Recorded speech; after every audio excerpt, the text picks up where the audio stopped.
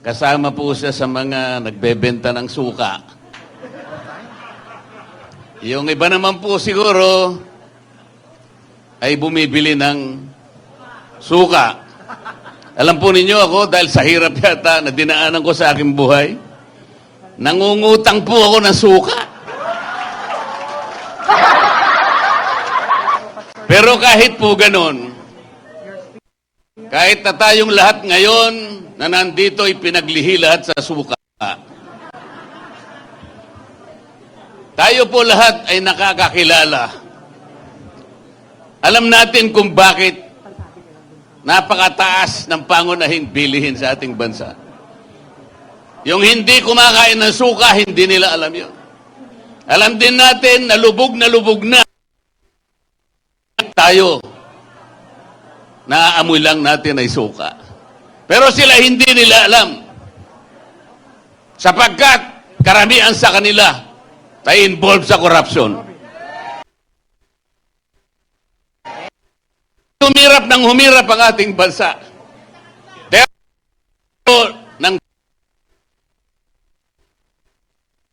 Tingnan po ninyo ang budget nyo ngayon. Budget natin sa taong ito, 6.325 trillion. Pag tinanggal mo po ang 30% dyan, ang dapat na national spending lang natin ay 4.5 trillion. Yun lang ang kailangan natin. Ano yung kanilang projected revenue? 4.8 trillion pesos. Alisin mo yung 30% na corruption, dapat 5.5 trillion yun. Sa mga tweet, ang gross revenue natin, kung wala ang corruption, will be 5.5 trillion. National spending, walang corruption, 4.5 trillion. Meron tayong surplus na 1 trillion pesos. Baligtad ang nangyari. Ngayon po, ang ating deficit, projected deficit, 1.5 trillion pesos. Katumbas ng mangungutang tayo, 122 billion pesos per month. 4.2 billion pesos per day or 173 million. Bakit po hindi niya maintindihan yan? Bakit tayo po na ipinaglihi lang sa suka ang nakakaintindi nito? Napakalaki po ng problema at hamon na hinaharap ng ating bansa. Ang ginagawa nila ay para pag-awayin ang Pilipino. They impeach the Vice President even if there is no basis for it.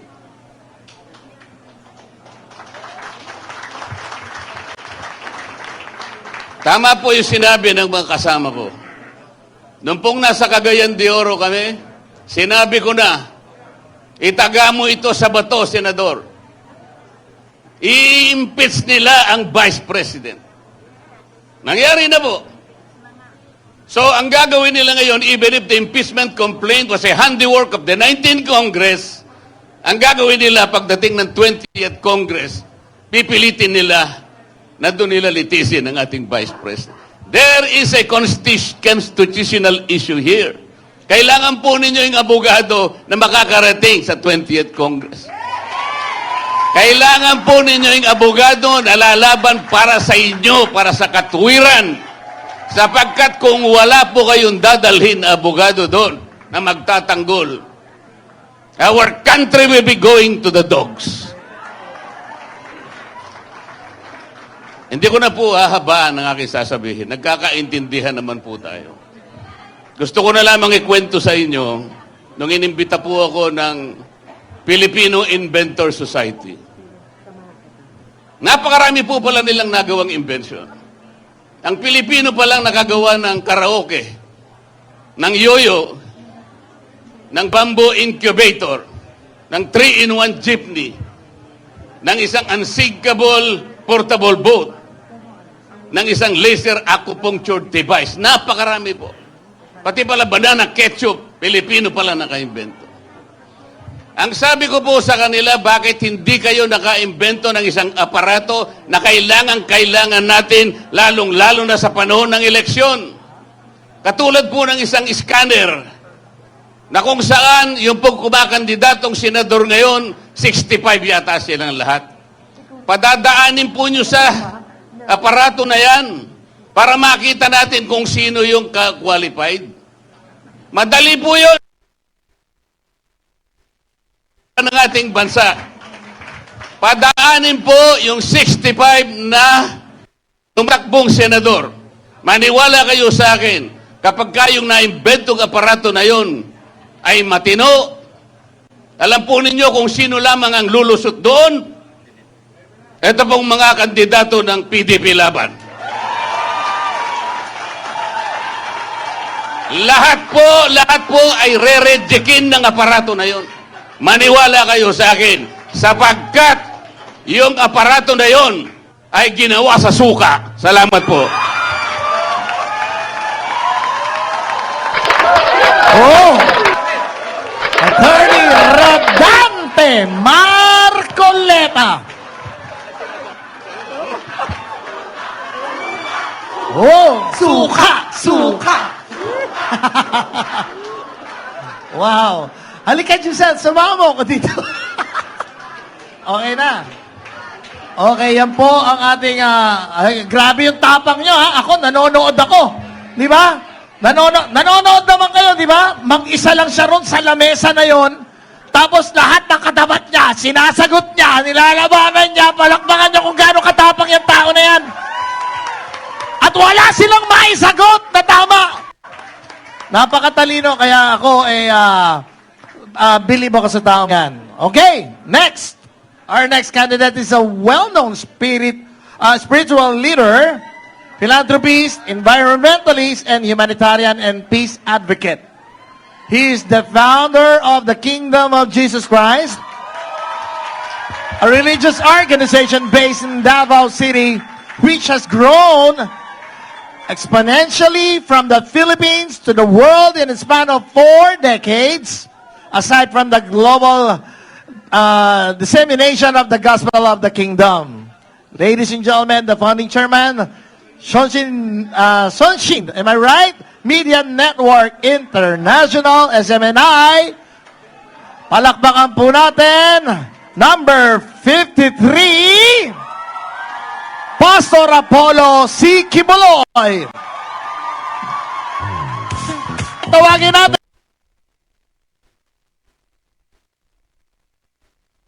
ang ating 53,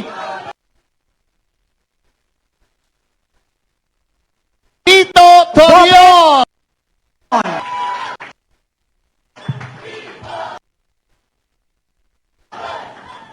Mayong hapon sa atuang tanan. Assalamualaikum warahmatullahi wabarakatuh. Ako po si Attorney Israelito Pañares Torion. Ako po ay representative ng aming pinakamamahal na si Pastor Apollo C. Kibuloy. Alam niyo po, mahirap pala sumunod sa isang magiting at magaling na speaker na si yung aking pong nire-represent, magaling din at gwapo.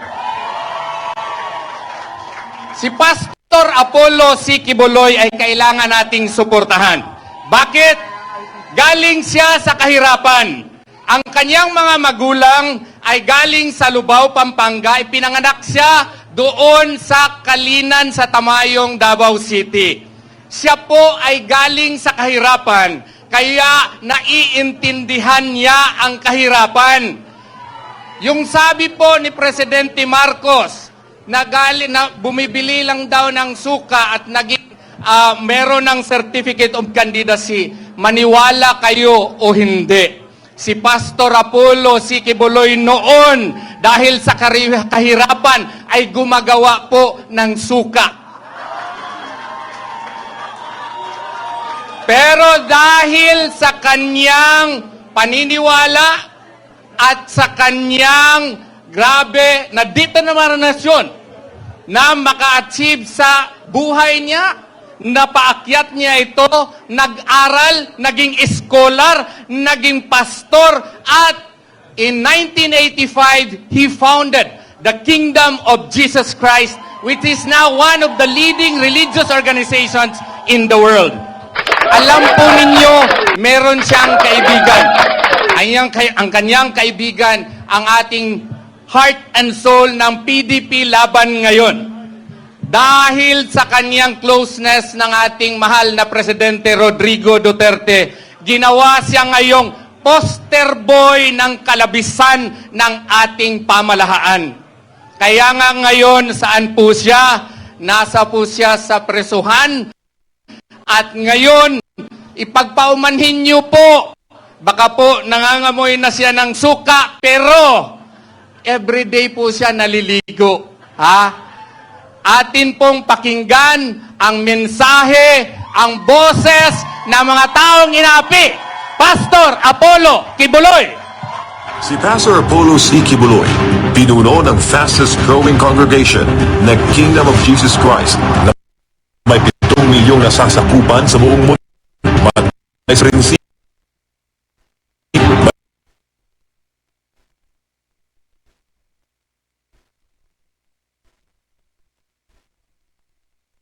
Pampanga. Lumipat sa Davao kung saan siya isinilang noong Abril 25, 1950 sa paanan ng Bundok Apo. Lumaki siyang kasama ang iba't ibang tribo sa Tamayong Davao City at nagtapos ng Bible College kung saan siya ay naging handa sa misyong itinakda ng Diyos. Nga nung naigugma ko bata, I saw the poverty when I traveled all over the Philippines. And the brunt is taken in by these children of poverty. Ako, I am one of the victims of poverty. That's why when the Father blessed me in the ministry, I said, if you bless me, Father, I will dedicate the bulk of these blessings to the children. September 1, 1985 na itinatag niya ang KOJC na may 15 miyembro. Tulong ang tatak ng KOJC sa ilalim ng pamamahala ni Pastor Apollo C. Kibuloy mula noon hanggang ngayon. Kalinga para sa mahihirap, ulila at batang napabayaan. Inilalayo ang kabataan sa droga, rebelyon at maling landas. Libreng edukasyon at mas magandang kinabukasan para sa kabataang salat sa buhay. Pagtaguyod sa kapakanan ng mga kapatid nating katutubo. Pagsusulong ng advokasya sa kalikasan at malinis na kapaligiran, agarang aksyon at tulong para sa mga biktima ng kalamidad at sakuna, pagtutok sa nation building upang labanan ang salot na droga, korupsyon. Kaling palarin at maging isang senador. Nagpapasalamat rin ako sa dating Pangulong Rodrigo Duterte, chairman ng PDP Laban, at Senator Robin Hood Padilla, presidente ng partido na ako'y ginawang kabilang sa mga Duterte senatorial candidates na may isang layunin para sa mga Pilipino. Isang malaking karangalan para sa akin na maging bahagi ng lineup ng mga Duterte na kinikilala sa kapuri-puring liderato nito sa Davao City o sa Pilipinas nang siya'y maging Pangulo ng 6 na taon. Marahil ay nagtatakang karamihan sa inyo tungkol sa aking pagtakbo sa kabila ng aking kalagayan ngayon. Ako po si Pastor Apollo C. Kibuloy, leader ng isang religious community, ang Kingdom of Jesus Christ. From Batanes to Tawi-Tawi. Natulungan po natin ang mga kasamahan ko dito. Kasi yung kapanalunan po ng mga kasamahan ko rito ay kapanalunan rin po ng Duterte at kapanalunan po ng bawat Pilipino. Number, no? Attorney Jimmy Bondok, palakpakan pa natin. Ito, isa sa mga pumilit kay Pangulong Duterte noon. Wala na, sarado na, ayaw na niya tumakbo. Pumunta to noon, nagdala ng kanta, takbo, maalala nyo. Tumakbo siya. Hindi.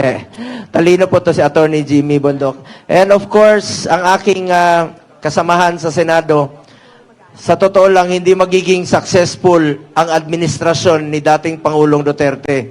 Lalong-lalo na po sa peace and order. Kundi po sa taong ito.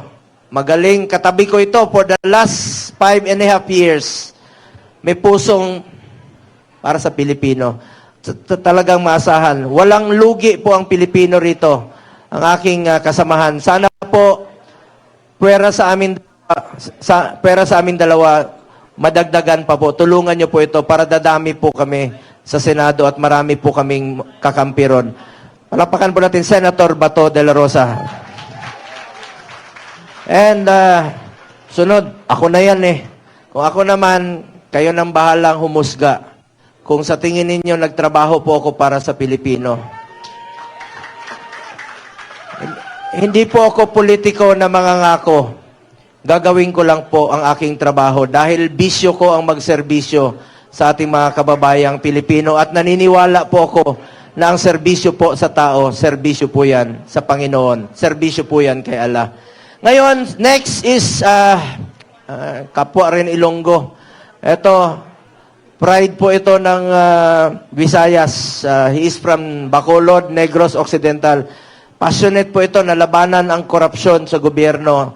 Miyembro po siya ng Presidential Anti-Corruption Commission po noon. Attorney J.B. Hinlo. Palakpakan po natin. And next, ito, kasamahan ko rin po sa gabinete ni former President Duterte. Siya po yung advisor po sa Luzon at naging SESA at dati pong secretary ni Pangulong Gloria Macapagal Arroyo. Matalino po ito at talagang maasahan natin from Luzon. Pride po ito ng Luzon. Malaking asset po ito sa atin sa Senado. Attorney Raul Lambino. Palakpakan po natin. And of course, ang aking kasamahan sa Commission on Appointments, talagang sinusuri niya kung qualified at matalino. Isa sa aking hinahangaang kongresista sa talino, sa tapang. At pakiusap ko lang po sa inyo, matagal na po itong overdue sa Senado. Dapat po matagal na namin itong kasama sa Senado. Ito po makikipaglaban sa inyo. Congressman Rodante Marcoleta. Kailangan natin ng mga kakampi sa Senado, di ba? Tulungan nyo naman kami ni Bato para dagdagan po sa inyo sa Senado. Makikipaglaban, hindi lang sa mga Duterte, makikipaglaban po sa kapakanan ng bawat Pilipino. Lalong-lalo na po yung mga mahirap na nating kababayan. Yun po ang unahin natin. Yun po ang pakiusap ko sa mga kasamahan natin dito. Unahin po ang interes ng Pilipino, interes po ng mga kababayan nating mahirap. And of course, next is ating Pastor Kibuloy. Alam nyo, mas una pa silang magkakilala ni dating Pangulong Duterte. Magkakilala sila nung meron pa pong maliit na kapilya si Pastor Kibuloy. Matagal po sila nagsama, hindi lang po sa pagiging kaibigan sa Davao, pati sa naging spiritual advisor po ito ni dating Pangulong Duterte, ang ating minamahal na Pastor Kibuloy. Palakpakan po natin. Ito, malaking tulong rin po ito, asset po ito sa Senado. And of course, next, ating, ito, matalino naman po ito. Hindi ka naman i-appoint ng executive secretary kung hindi ka matalino at magaling at magiging asset sa gobyerno. Magkakilala na kami even before po siya na-appoint as executive secretary at alam niya po yun na magkakilala na po kami ni Attorney Vic Rodriguez. Asset rin po ito, magiging kakampi sa Senado. Attorney Vic Rodriguez. At ito naman, last but not the least, no, hindi naman, porket nandun siya sa pinakahuli, alam mo, ito, kaibigan namin, 2003 pa po sa Davao, bata pa siya, at hindi ko pa siya kilala noon, idol ko na ito sa pelikula, pero hindi sa totoong buhay. Ang dami mong anak eh. Mabait po ito si Philip Salvador. Alam niyo, nagawa na po niya lahat. More than 20 Best Actor Awards na po ang nakamit niya. Nagawa na po niya sa lahat sa buong buhay niya. Sabi niya, last hurrah na po niya sa kanyang buhay. At ako po, sigurado naman po ako sa inyo dahil hindi lang po siya bumubunot sa pelikula. Alam mo, iba yung sa totoong buhay, matulungin talaga to. Importante po yung